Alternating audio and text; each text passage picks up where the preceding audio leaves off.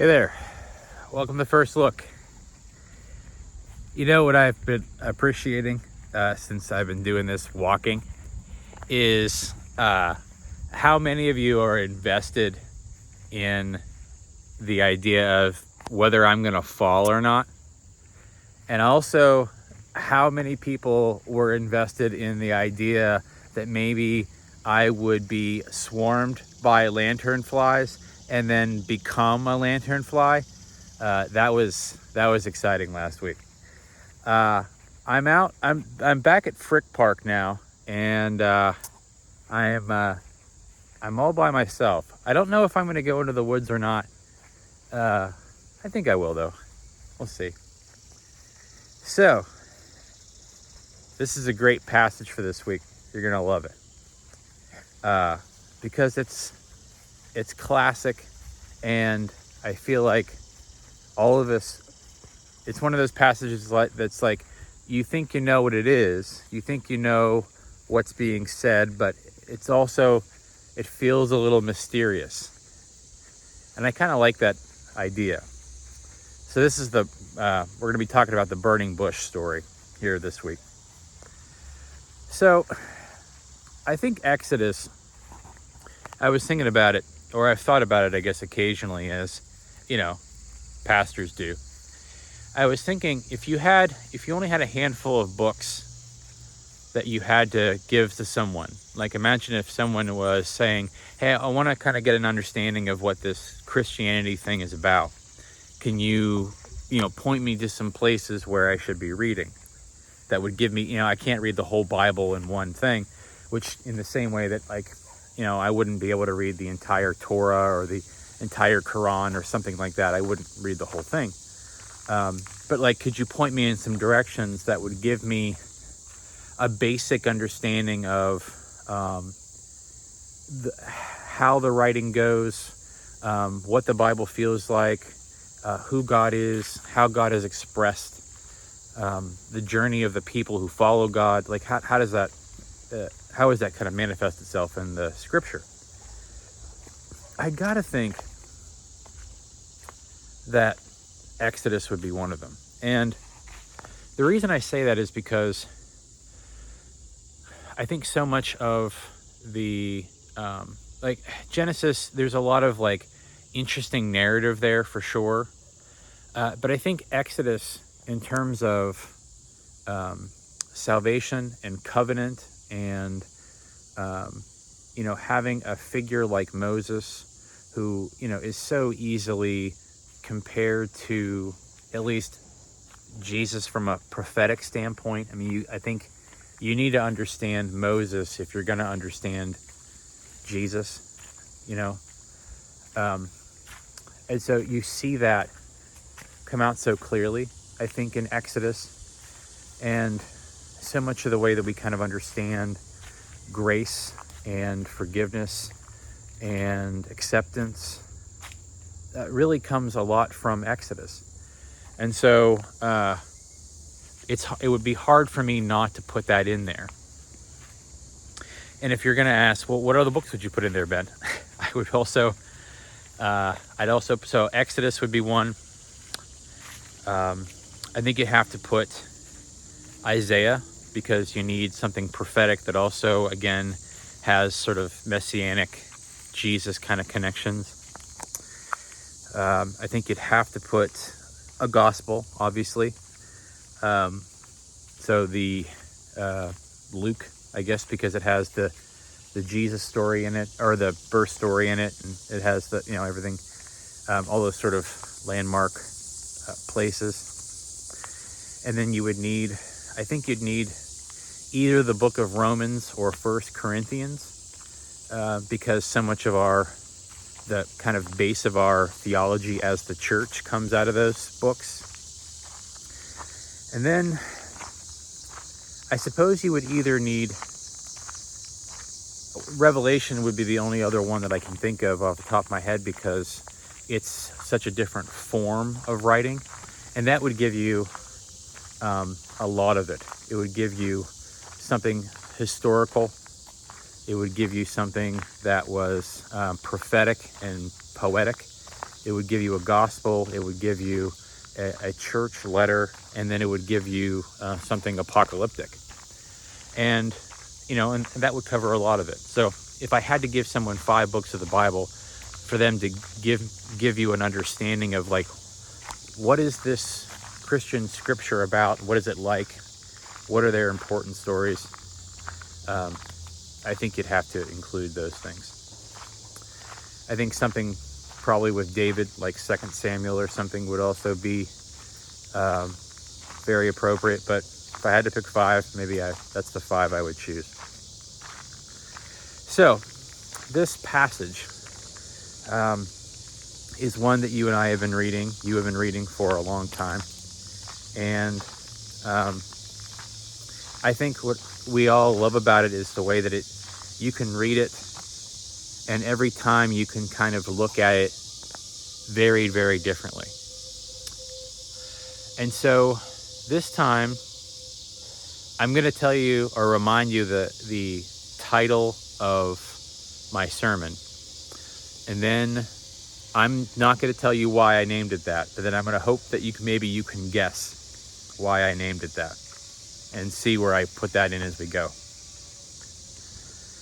So I'm terrible at naming sermons. I've never been good at naming them creatively. Occasionally, I think I do something that's kind of fun. But this one, I think at least falls into the category of, like, I wish I had a good title like this all the time. So the sermon title is called Popeye Theology.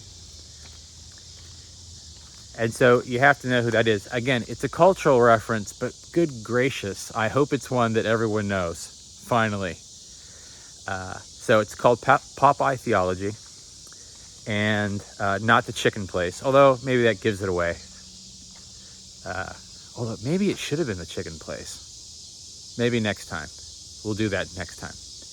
All right, so we're going to read this passage from Exodus 3, and maybe you can figure out why I'm calling it Popeye Theology, and maybe you can't. But that'll be fun. And if you can't, then it'll leave you breathless with anticipation for what will happen after that. And then if you do guess it, then you get to see along the way, like, what it'll be like. All right, let me get this out. It's the first 15 verses of Exodus 3. And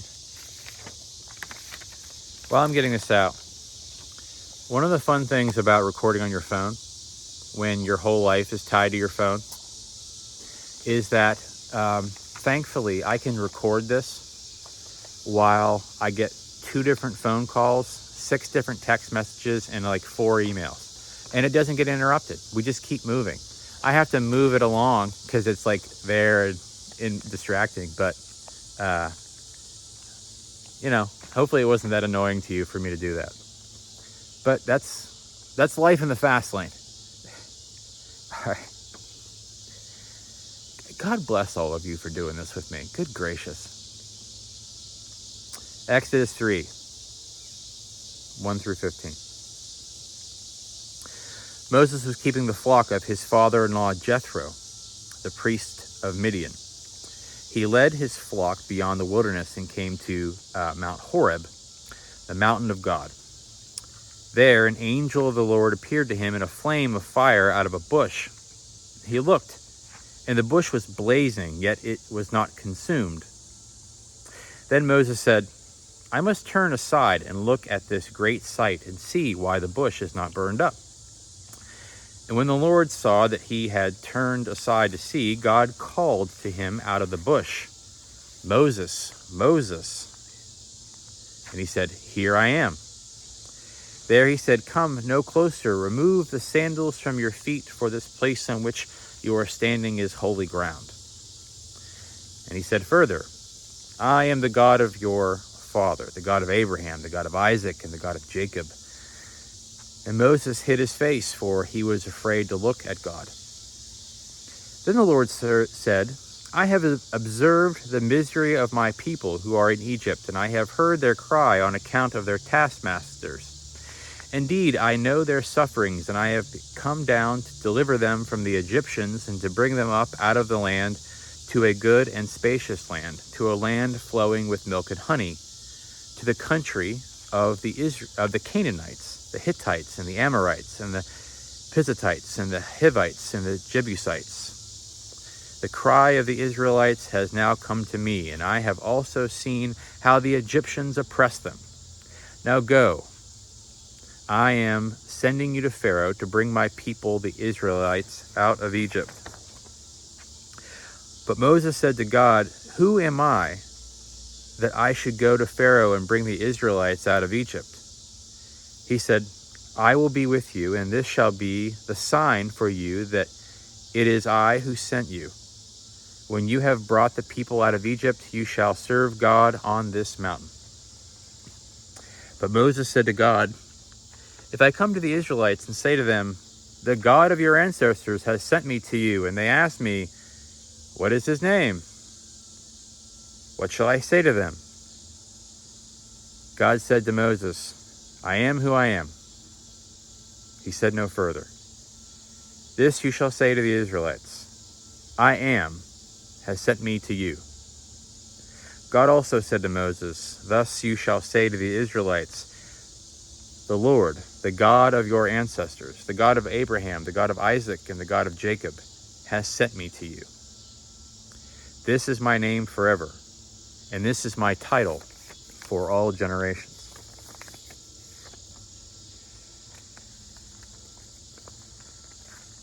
So, you got to love all the things that we have to kind of unpack in that. We have to look at it. We have to try to understand. Because it's a big passage, and I think it's one of those, I mean, the first 3 chapters of Exodus just has so much that I think is so formative to the way that we understand our faith in Christ specifically. You know, starting with oppression and slavery and liberation, right? I mean, the whole thing starts out of liberation, and there's a whole strand of theological perspective called liberation theology, and a lot of it has to do with passages that we see from Exodus 1 really all the way through these first several chapters of Exodus. The concept of God being a liberator, that first and foremost, the way we understand Jesus as one who frees us from, right? And, you know, anything messianic meaning Messiah, okay?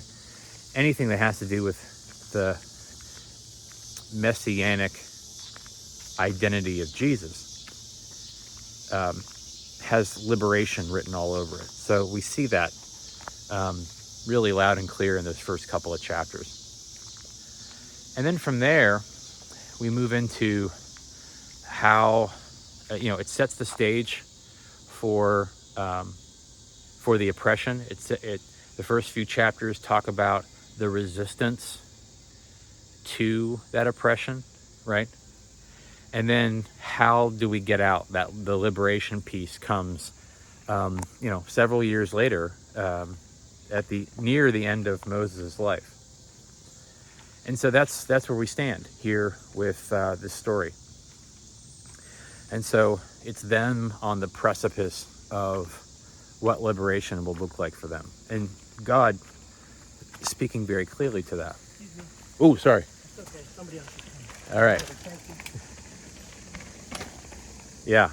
It almost happened again. Who clocked it? 14 minutes and 15 seconds. Ben almost got wiped out.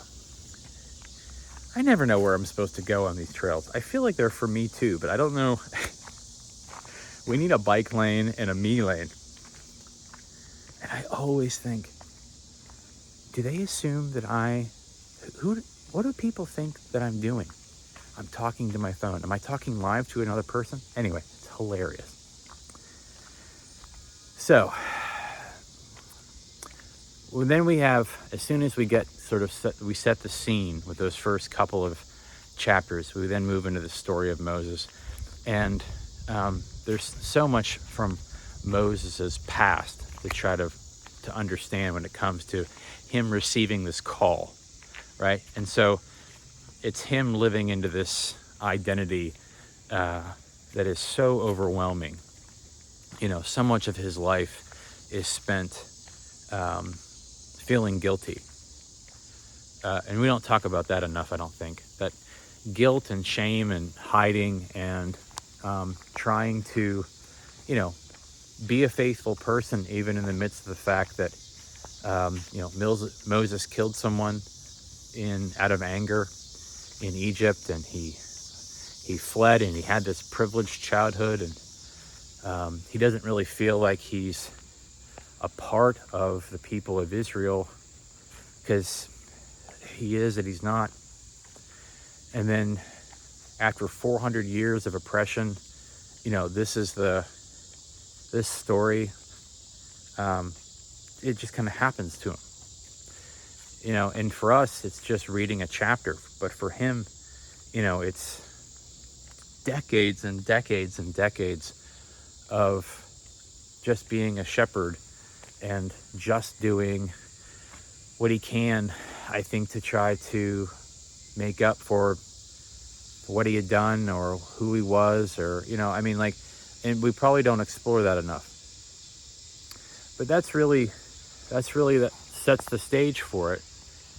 And he goes up to see the burning bush, and he does so out of curiosity, and he has this encounter with God, and then God gives this answer, "Who am I?" Which is, confounding. I mean, I've read this chapter, 100 times. You've read it 100 times. And the name that God gives to God's self, I am who I am, or is not terribly satisfying, if I'm really honest. Because you want God just to kind of give you the answer, right? And that's kind of what God does, but then also kind of not. Because it gives you, it forces us to try to define that for ourselves, or to understand it for ourselves. Like, it's like a decipher, it's something to decipher. It's like and I think there's something infuriating about that, but there's also something kind of beautiful about that. Because what we see is that Moses, who doesn't know who he is really, who's trying to understand how he could be the person of anyone to redeem Israel, how he could possibly be that person. And, he doesn't have any of the right pedigree. He doesn't have any of the right history. He has sinned against other people, and he's lived his life basically in isolation, almost like it's a penance. And then this next chapter, which is the one that you and I think, know as well as we do, is like really comes, basically in retirement, which should speak to all of us about, it's never too late to do something amazing. And maybe I'll tell a story about that on Sunday, if I get permission to tell the story from the person who I'm thinking of. So you have him, Moses, trying to understand who he is. And he asked this question of God, who should I say that you are? And what's interesting about that is that Moses isn't confused while God is speaking about who he's speaking to. He knows he's speaking to God. I don't think he's confused about that. And I think that he would naturally know that this is the God of the Israelites. This is the God of Abraham and Isaac and Jacob. right? Which is a very typical way of talking about who God is. But naming the ancestors, right? That our understanding of who God is based on the relationship that God had with those who came before us. That makes sense. But I think part of, and I'm just kind of thinking this out loud as I'm talking to you, I think part of Moses, the answer that he gives Moses, is because God needs Moses to try to understand who God is as much as Moses is trying to get God to tell him, right? Like, tell me who you are. Like, people aren't going to believe me. I need some kind of sign from you. I need you to give me the answer, because there's no possible way that I could convince those people that they should follow anything I have to say. And I think by God saying I am who I am, part of that is like saying I can't give you that answer. Not only do you have to discover it for yourself, but people have to be able to see me through you. And so it really sets Moses on this whole journey of self-discovery as well. And the reason that that's important is because God knows that the people also have to go through that same kind of process. That God is going to give them tools, God is going to give them knowledge, God is going to give them commandments, a place to live. God's going to give them all those things. But they have to work out for themselves who they are. How are they going to respond to the fact that now we're free? Now we have a promised land that we're waiting for. Now we have to rely on ourselves. Now we have to try to claim our own identity as free people. Now we have to be one nation. Now we have to be people of a covenant. Now we have to be people of a law. Now we have to see ourselves independent from our oppressors. We are who we are. And for as many tools as we have to define that, God can't do it for us. Giving us all of these things isn't what's going to make us who we are, but they're going to be these anchors, these tethers that we need as we're trying to discover that. And we do a very similar thing, just to kind of give you an example of a small example from our own lives. We try to do a lot of that for each other and our families. You know, you might try to, your parents or for your children, you may have, tried to get them on the right track. You try to give them rules to live by, you try to teach them well, you got them through high school, you kept them alive through, all those things, you got them to college or to adulthood, whatever they did. And sometimes that went exactly the way you thought it was going to go, and sometimes it really didn't. Because life doesn't come with guarantees, and it doesn't always work out exactly the way we thought it should work out. But if you're trying to give to your kids a sense of like resources and a sense of self and a sense of, hey, here's what you can come back to. Here's what your roots are. Here's who we're teaching you to be. They're still going to do with that whatever they're going to do with that. They may decide to go in that direction or that direction. They may become people that you never expected, because they have to work that out for themselves. I had to work that out for myself. You had to work that out for yourself.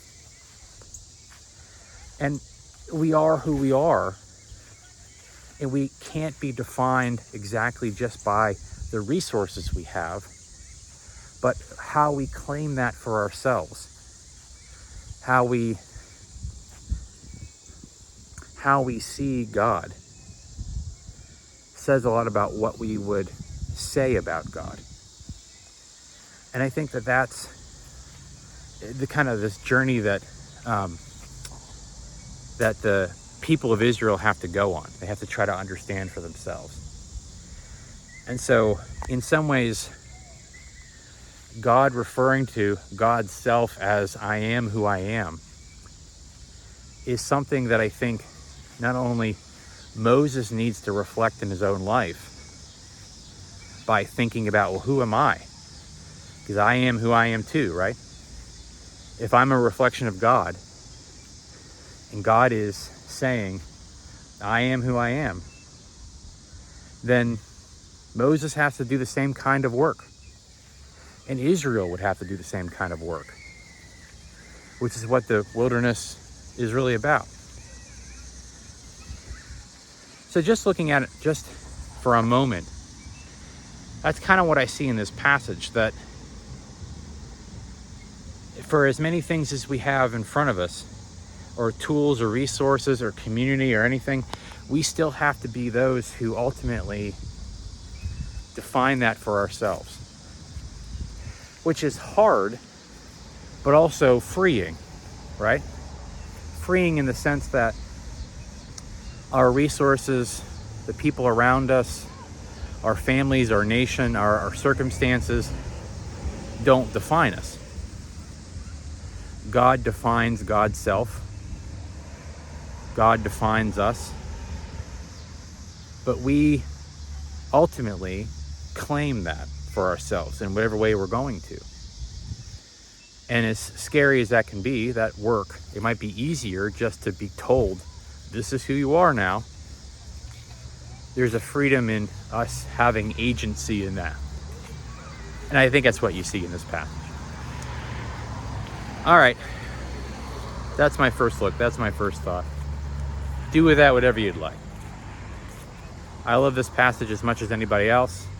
Who knows what I'll actually talk about on Sunday. I appreciate you being you. And I'm going to get out of this park because it's too loud now. Thanks for doing this with me, and I'll see you next time for another First Look, everybody. Take care.